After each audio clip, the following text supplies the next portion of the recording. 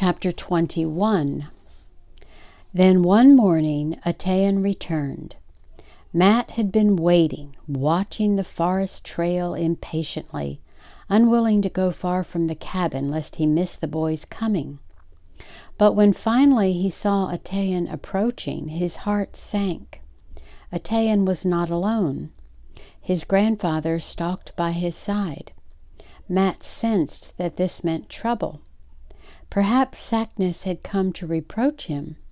He would surely know that the two boys had been neglecting those lessons.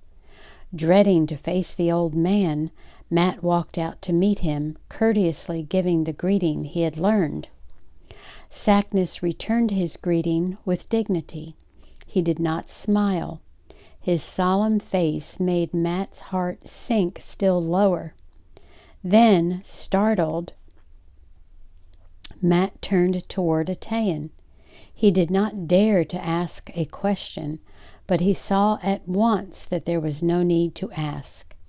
No doubt about it, Atayan had found his Manitou. He had changed. He stood straighter and taller. He looked older, and Matt suddenly realized why. The black hair, which had always hung straight down almost to his shoulders, was shaved away. His scalp, like his grandfather's, was bare, except for a single patch running back from his forehead and braided into a top knot fastened with red string. Like the fresh bear grease that glistened on his skin, pride glistened all over him. Moreover, he carried a gleaming new rifle.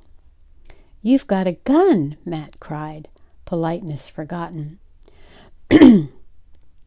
"My grandfather traded many beaver skin," Atayan answered. Though he had in these last days become a man, he had not learned altogether to hide his feelings. He did not say more. He waited now for his grandfather to speak. The old man's face was grave, but he did not ask about the lessons.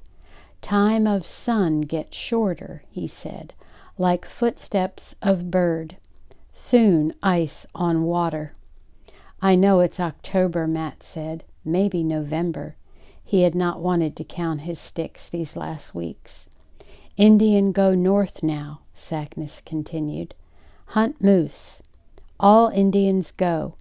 Atayan not come more to learn white man's signs." Matt could not answer.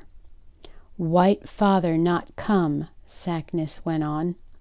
Matt spoke quickly. "He ought to be here any day now." Saknus looked at him soberly. "Maybe him not come," he said quietly. Anger flared up in Matt. He could not allow this man to speak of fear he had never dared to admit to himself. "Of course he'll come," he said, too loudly. "He might even come today." "Snow comes soon," Saknus persisted. "Not good white boy stay here alone. White boy come with Indians." Matt stared at him. Did he mean go on the hunt with them? The most important hunt of the year? Saknus smiled for the first time. "Saknus teach white boy hunt moose like Atayan. White boy and Atayan be like brother." A sudden joyful hope sprang into Matt's mind. He realized at this moment just how anxious he had been. This was a way out. He did not have to stay here alone through the long winter. Then, as swiftly as it had come, this new hope died away. In spite of his longing, in spite of being afraid, he knew what he had to answer. "Thank you," he said. "I'd like to go on the hunt, but I can't do that. When my father comes, he wouldn't know where I had gone. Leave white man's writing." Matt swallowed hard. "Something might happen to the cabin. He's trusting me to take care of it." "Maybe him not come," Saknus said again, not smiling now. "He'll be here soon," Matt insisted. He was ashamed that his voice broke in the middle of the word. If he couldn't come, he'd send someone to tell me. He'd find some way, no matter what happened. You don't know my pa.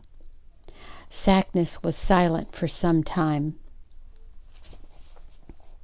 White boy, good son, he said at last.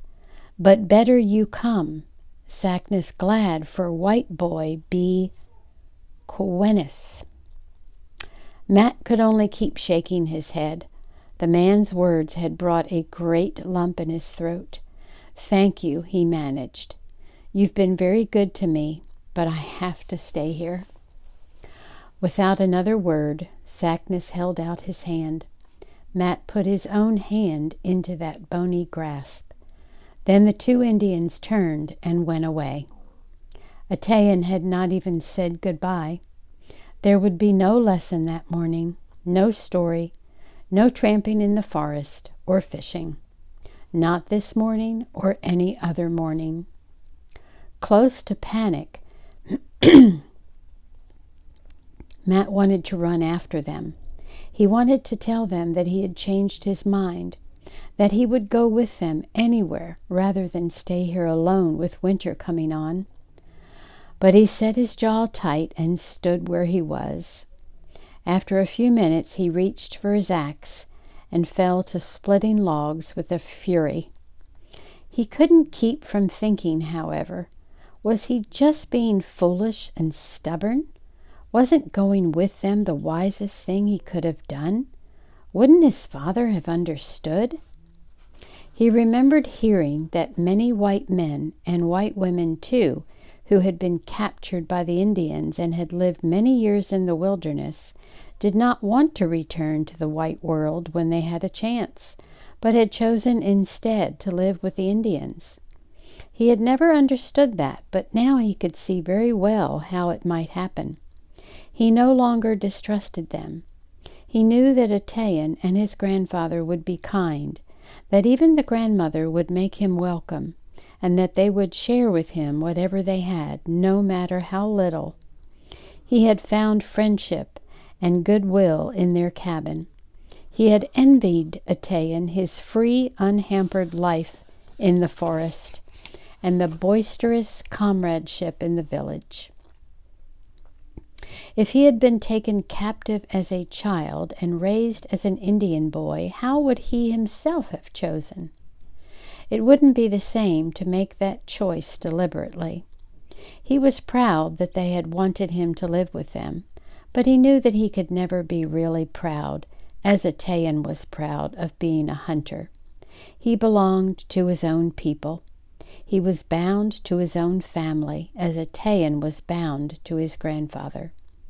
The thought that he might never see his mother again was sharper than hunger or loneliness. This was the land his father had cleared to make a home for them all. It was his own land, too. He could not run away. He was troubled that Atayan had walked away without a word of farewell. Had he been offended? Had he really wanted Matt to go with them, to be a brother? Or was he only obeying his grandfather, as he had had to do about the lessons? It was so hard to tell what Atayan was thinking. Atayan had become a hunter. He had a gun. He would not have time now to wander through the forest or to listen to stories. He would not have to bother any longer with a white boy who would never really be a mighty hunter. But surely Atayan could have held out his hand as his grandfather had done.